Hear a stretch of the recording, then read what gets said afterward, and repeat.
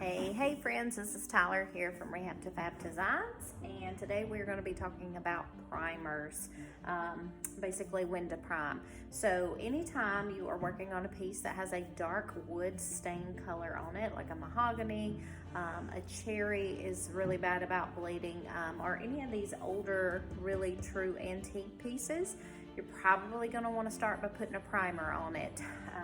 Reason being, they have tannins in them that will bleed when you start painting it, especially if you're going with lighter colors like whites, like grays, yellows, softer pastel colors like that. Your piece is likely going to bleed. Unfortunately, as part of the prep process, we always sand our pieces down.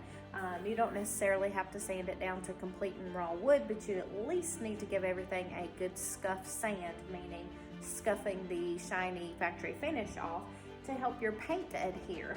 By doing this, you also help the piece start releasing those tannins, meaning if you sand it, it's more likely to bleed. So it's kind of a catch-20 there, if you will. But you definitely want to prime these pieces. Any of the darker color stains in any of your true, real old antique pieces are likely going to bleed. So we have a couple of primers that we use here at the shop.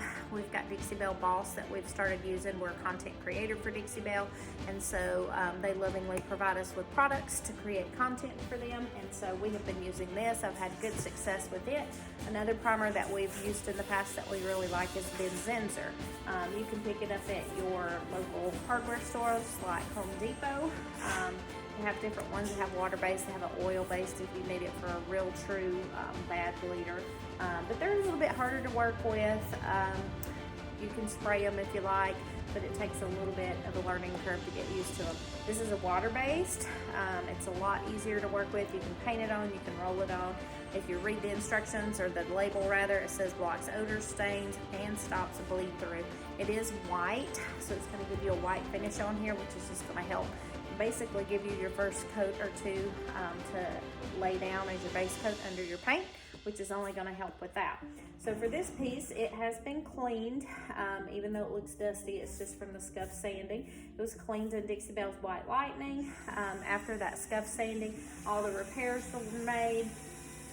And then once we get to that part, it's time to start priming. I'm going to be rolling this on. I've got just a little plate here that I'm going to pour it out onto, and a roller. And I actually keep this. This is from my previous 2 applications of primer.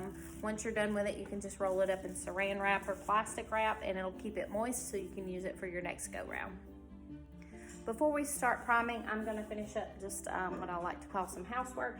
I'm going to tape off these legs. I'm probably going to sand these down and leave them natural. I haven't actually decided what I'm doing to this piece yet. I've gone back and forth between lights and darks and transfers, and I haven't decided yet, but I do know I'm probably going to leave these legs natural. So because of that, I'm going to tape them off. I've already got the other side done. I'm going to do this one and also the sides of the drawers so I don't get them messy. And I'm using Scotch tape. They're Blue Line and painter's tape. It's a favorite that we use here at the shop.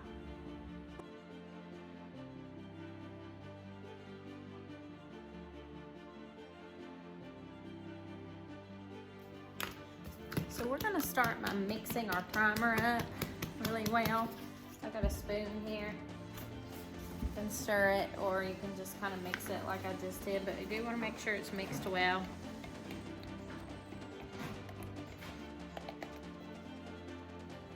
Kind of see the consistency. It does have a little odor to it, no more than any other primer I've ever used, to be honest. I know some people are really sensitive to odors. I like to think that I have a pretty strong sense of smell myself, but they don't really bother me. So I don't know about other people. Some people I know get like migraines, I've heard, and stuff from smells from paint and stuff, but these don't really bother me.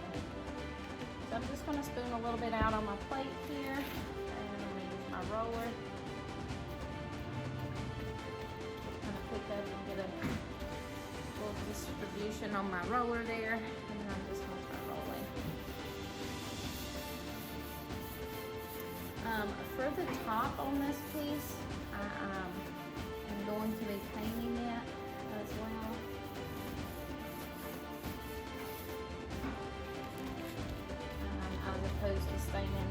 building. We're not going to build a new top. A lot of times on these old pieces we'll build a new top. However, this one's in pretty decent shape, but it does have a little veneer overlay, so we're not going to be stripping it or anything like that. I'm just going to paint it if I ever decide what color that is. I've been sitting here staring at it all day and thought of 3 different ideas so far and still haven't decided on one. But because one of those is a light color scheme, I thought I would go ahead and prime it. Get that out of the way.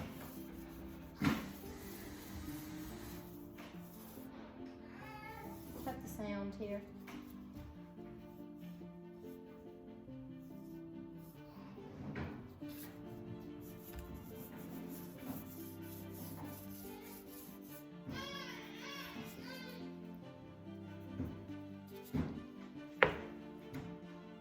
So around the edges here where your roller don't get, if you're painting a dark color, I wouldn't worry so much about getting your primer there, but because I may be going a little light with this piece, I'm gonna come around it with just a regular old cheap paintbrush and get my primer in those corners.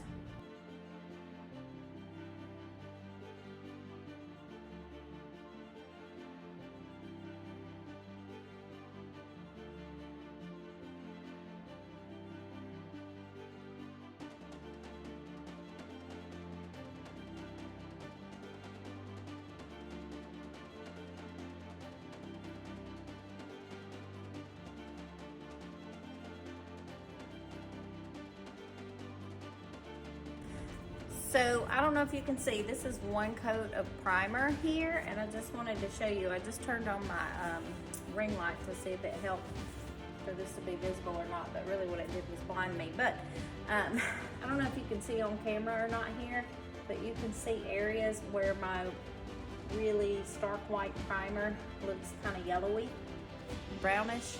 That, my friends, is bleed through from tannins. And that is what these old pieces are just notorious for. And that's the exact reason why when you're painting these pieces, you put on a primer. So 1, it's going to help get rid of your odors. 2, it's going to help block these tannins. And 3, even if you don't have all that going on, it's also going to help to give you a good base coat, a good foundation, if you will, for your paint, so that your paint is going to adhere a lot better. So I'm going to let this coat dry. I was going to say the other thing, because it's a water-based primer, they do dry really quick, and so because of that, it doesn't take very long for this to dry, and then you can start back with your second coat. This piece I'm going to go ahead and put a whole second coat on just because it's got bleed through pretty much everywhere, on every drawer at least, in different areas. So I could spot treat that and come back with my primer and just put over top of those areas. You could also, sometimes if you have one that's just really bad to bleed, no matter what primer you're using and it keeps bleeding through, you can come back with a coat of a clear shellac. That will help with it.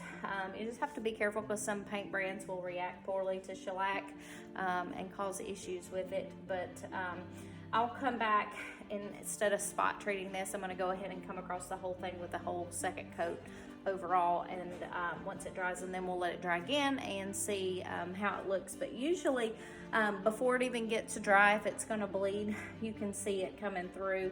It almost looks like dirty pea stains or something, but you'll see it pretty quickly.